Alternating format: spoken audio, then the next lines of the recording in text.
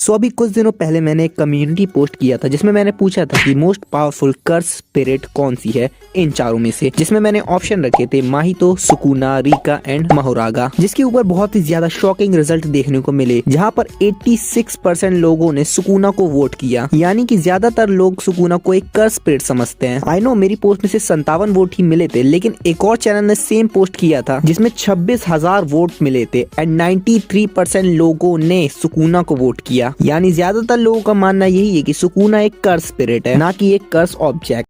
तुम्हें शर्म है? कुछ शर्म आया है?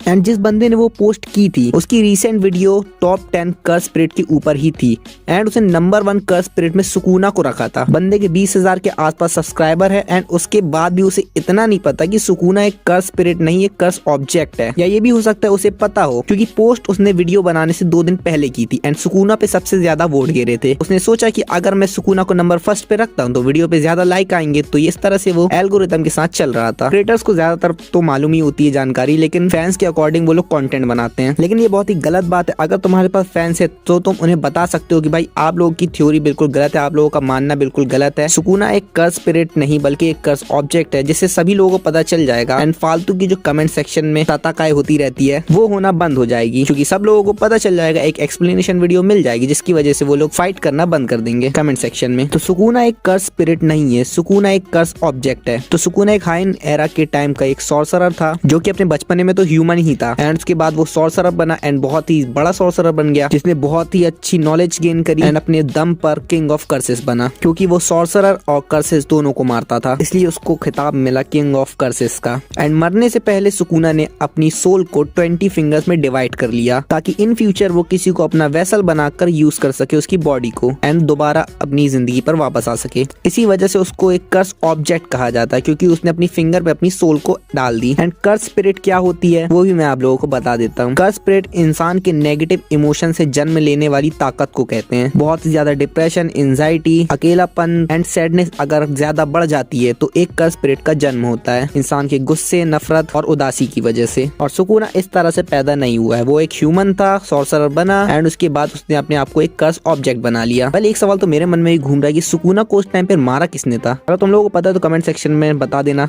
कमेंट सेक्शन के दौर हमेशा खुले हैं तुम्हारे लिए। एंड अगर तुम्हें अभी भी लगता है कि सुकुना एक कर्स स्पिरिट है तो कोई ऐसा सबूत के साथ रेफरेंस देना जिससे हम सभी को इस पर यकीन हो जाए। मतलब जहां भी तुमने इस चीज के बारे में सुना या पढ़ा हो तो उस चीज को मेंशन कर देना कि मैंने ये चैप्टर में पढ़ा था या इस एपिसोड, इस क्लिप में मैंने सुना था। तो अगर सबूत और लॉजिक के साथ जवाब दोगे तो ही उस बात की मान्यता होगी। मैं सोच रहा था कल एक और पोस्ट की जाए जिसमें मैं पूछूंगा कि मोस्ट पावरफुल शिकिगामी कौन सा है, जिसमें मैं सुकुना और रिका दोनों को ऐड कर लूंगा। उसके बाद देखते हैं कि भाई किसमें ज्यादा वोट गिरते हैं। वैसे शिकिगामी बोलूंगा तो लोग समझ ही जाएंगे, लेकिन फिर भी देखते हैं क्या होता है। तो तुम लोगों को समझ में आ ही गया होगा कि सुकुना एक कर्स ऑब्जेक्ट है, कोई कर्स स्पिरिट नहीं। यहाँ तक वीडियो देख लिए तो वीडियो को लाइक तो जरूर कर देना एंड वीडियो इन्फॉर्मेटिव लगी है तो सब्सक्राइब भी कर लेना। एंड मैं तुम लोगों से मिलता हूँ नेक्स्ट वीडियो के साथ। Thanks for watching.